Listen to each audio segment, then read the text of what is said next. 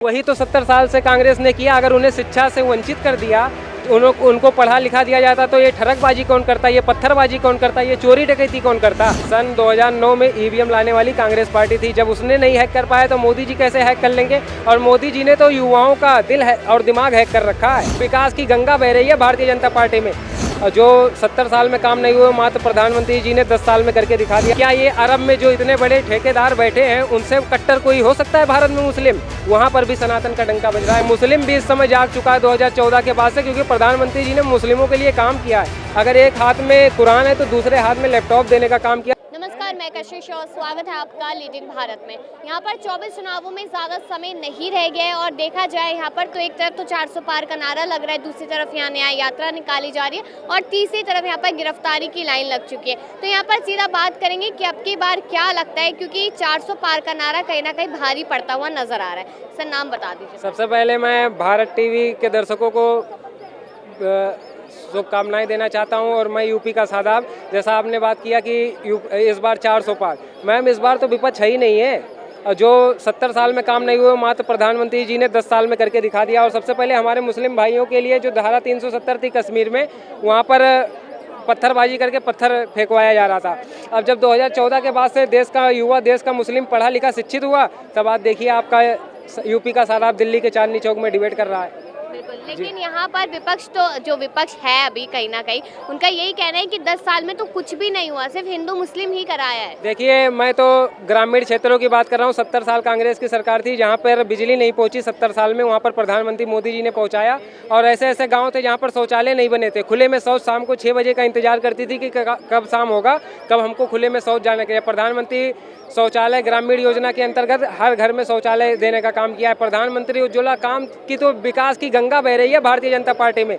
37 kilometre की ratio से daily सड़क बन रहे हैं। मैं नितिन गडकरी जी को बहुत बहुत धन्यवाद देना चाहूँगा कि जो इतने सादगी नेता हैं, उनके परिवार से कोई भी एक व्यक्ति पॉलिटिशियन में नहीं है और वो ना पॉलिटिशियन में आने के लिए प्रेरित करते हैं, क्योंकि उन्होंने देश की जनता का, युवाओं का दिल हैक कर रखा है। लेकिन यहाँ पर नितिन गडकरी का भी एक बयान सामने आया था जिसको विपक्ष ने उठाया भी था, जिसमें नितिन गडकरी ने कहा था कि महिलाएं, किसान और युवा इस समय पर काफी परेशान है। मैम देखिए, किसान अभी, मैं तो किसान आंदोलन की बात कर रहा हूँ। किसान आंदोलन अभी पिछले महीने हो रहे थे, वो तो किसान है ही नहीं।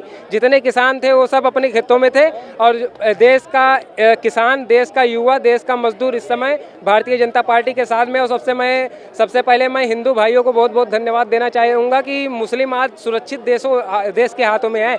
87.3% सनातनी है हमारे यहाँ और 12.7 मुस्लिम है।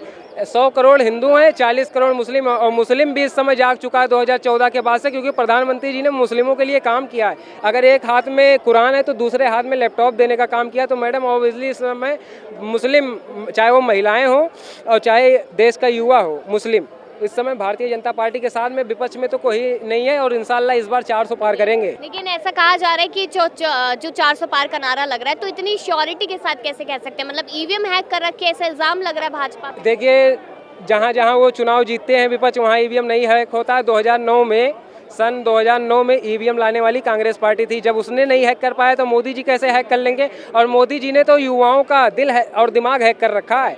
अभी आप अपने अधिकारी छोड़ रखे। मैं तो 5-6 स्टेट घूम के आया हूँ। उत्तर प्रदेश, बिहार और राजस्थान, मध्य प्रदेश, छत्तीसगढ़, 5 राज्यों में गया हूँ। जहाँ जहाँ जा रहा हूँ वहाँ पर चाहे मुस्लिम हो, चाहे हिंदू हो, चाहे सिख हो, चाहे ईसाई हो, हर जगह मोदी मोदी की ही गूंज सुनाई पड़ती है। उसके अलावा कोई है ही नहीं। तो हम भी मोदी के साथ हैं जी।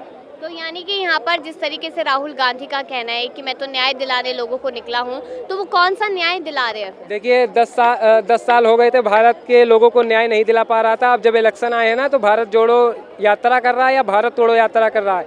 वर्ष 1947 में भारत और पाकिस्तान को अलग करने वाली कांग्रेस पार्टी थी और 2024 में भी वो भारत जोड़ो यात्रा कर रहा है। वो बांग्लादेश को अलग करना चाह रहा था, बांग्लादेश, पाकिस्तान, अफगानिस्तान। अभी सीए आया था, कह रहा है मुस्लिमों के खिलाफ ये कानून है। अरे मैडम, जब पढ़ो लिखोगे उसके बारे में, सिटीजन अमेंडमेंट एक्ट क्या होता है, उसमें 6 माइनॉरिटी कम्युनिटीज़ को लिया गया। मैं अभी कल द्वारका मोड़ से आ रहा था, द्वारका मोड़ पर एक फिरोज खान नाम के चाचा मिले।